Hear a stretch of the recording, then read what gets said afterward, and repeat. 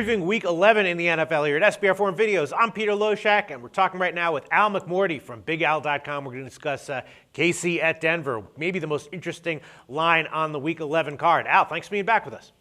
Always good to be here, Peter. All right, give a plug for BigAl.com before we get into this very interesting game.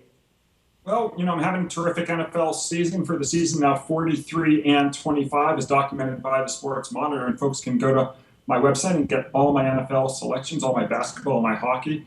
And it's at BigAl.com. I've been in business now since 1992. The website's been up and running now since 1995. And folks can get 3 free plays every day at the website. They can go to BigAl.com and click on free picks. There are 2 free plays from me. There's a 3rd free play from Larry Ness. And then there's winning selections every day from folks like Larry, myself, Ben Burns, Scott Spreitzer, Wayne Root, Tom Stryker, Brian Leonard. Lots of terrific handicappers. And it's all at BigAl.com. Okay, awesome operation. Al McMordie, KC at Denver. Now, Denver's an 8-point home favorite. Chiefs 9-0 off the bye, but they have not played anyone tough on the road. We know how they win, right? They win with defense. They don't have the offense to keep up with Denver for sure. So the question is, can their defense go into Denver and hold, Denver's offense down to stay within 8 points? I don't know, man. I'm kind of maybe loving Denver -8. Is that what you think?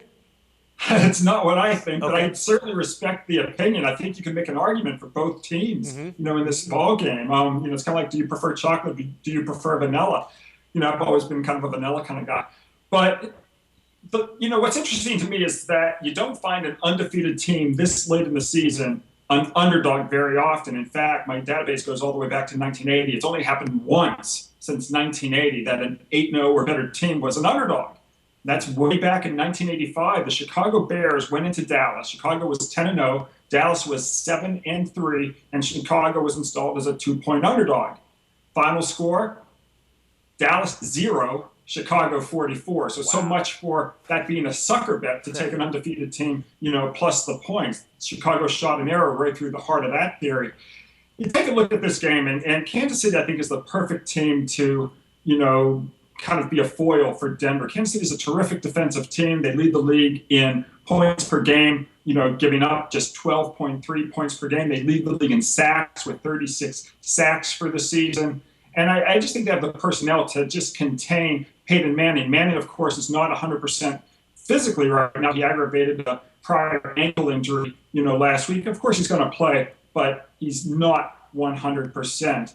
And then one of the things I like to look at is Denver on the defensive side of the ball. Sure, they're scoring an otherworldly amount of points, but on defense, they're also giving up a lot of points. And when you get at game 6 forward in the NFL, teams favored by 8 or more points that give up 23.67 or more points per game, these teams are just 25-65 against the spread since 1980. You don't want to lay a lot of points. Now, some folks might say, well, what about Denver's terrific offense? Well, I go back to the year 2000 when you had Kurt Warner, the St. Louis Rams, the greatest show on turf. St. Louis that season was averaging for much of the year over 40 points a game as well. They fell into this system, laying big number of points with a bad defense. They fell into the system 3 times that year. They were 0-3. In their game number 6, game number 9, and game number 12. And in 2 of those 3 games, they were scoring over 40 points a game. But unfortunately, they were giving up, I think 26 or 27 points per game